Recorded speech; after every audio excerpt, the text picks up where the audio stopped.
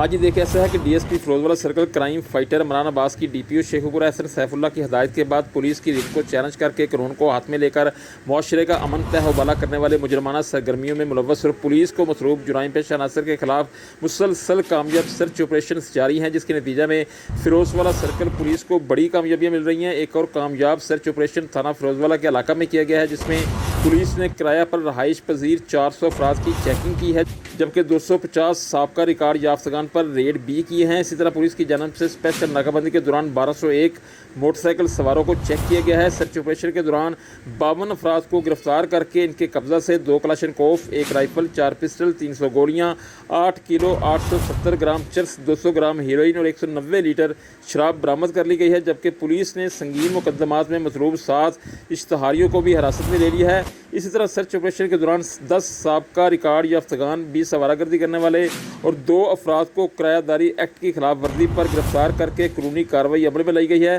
बेहतरीन कारकर्दगी पर इलाका सर्कल फिरोजवाला के अवामी समाजी शहरी हलकों ने डीएसपी इमरान अब्बास और इनकी टीम को भरपूर खराज तहसीन पेश करते हुए डीपीओ शेखुपुरा एसएन सैफुल्ला का शुक्रिया अदा किया है।